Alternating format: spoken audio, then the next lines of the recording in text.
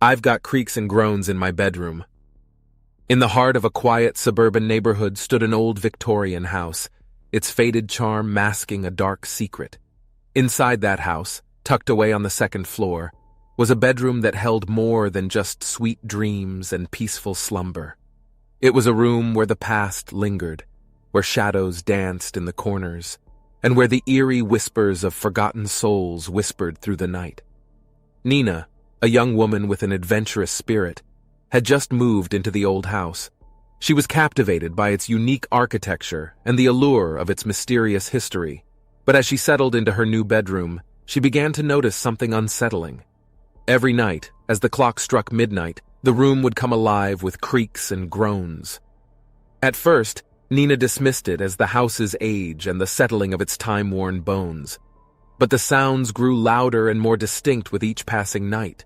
The creaking of the floorboards became agonizingly deliberate, as if someone was pacing the room. The groans took on an eerie, haunting quality that sent shivers down Nina's spine. Curiosity consumed her, and she resolved to uncover the source of these unsettling noises. Armed with a flashlight and a camera, she ventured into the attic, searching for answers within the dusty relics of the past. As she explored the dimly lit space, her heart pounding in her chest, she stumbled upon an old journal tucked away in a forgotten chest. The pages of the journal were brittle and yellowed with age, but the words within told a chilling tale. It spoke of a man named Samuel, who had once occupied Nina's bedroom. He had been an eccentric artist, consumed by his passion for capturing the macabre. Legend had it that Samuel had delved too deep into the dark arts, summoning a malevolent spirit that now haunted the very room Nina slept in. With trepidation, Nina continued to read, discovering that Samuel had made a pact with the malevolent spirit, trading his own soul for artistic inspiration. The spirit had promised him immortality, but at a terrible cost. Anyone who dared to sleep in the room would be tormented for eternity. As the truth unfolded before her, Nina felt a chill wash over her. She realized that the creaks and groans were not merely sounds of an old house, but the cries of the tormented souls trapped within. Determined to break the curse, she set out on a perilous journey to undo Samuel's pact with the malevolent spirit.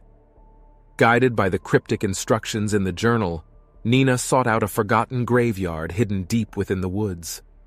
Under the moonlight, she found the gravestone of Samuel, his name etched in faded letters. With trembling hands, she placed a vial of blessed water upon his final resting place, uttering the incantation that would release his tormented soul. As the vial shattered, a gust of wind swept through the graveyard, carrying away the curse that had plagued Nina's bedroom. The house fell silent, the creaks and groans replaced by a tranquil stillness. And as Nina returned to her bedroom, she felt an overwhelming sense of peace and liberation.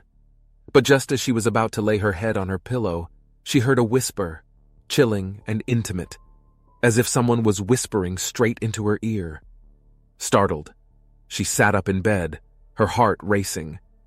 A sense of foreboding enveloped her, as if the room itself had turned against her.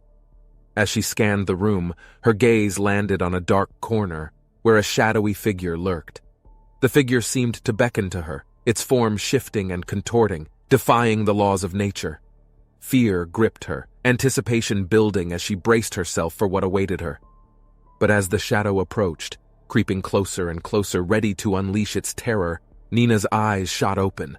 She gasped for breath, her body drenched in a cold sweat.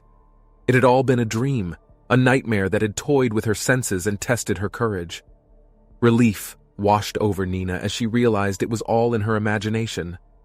The creaks and groans of her bedroom were nothing more than the sounds of an old house settling. She shook off the lingering fear, grateful that it was just a figment of her mind. And as she lay back down, her heart rate returning to normal, she couldn't help but smile at the absurdity of her own fears.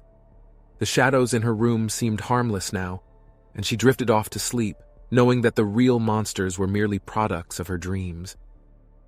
Subscribe, like, and comment a story you want us to generate. Click the playlist to see many other stories.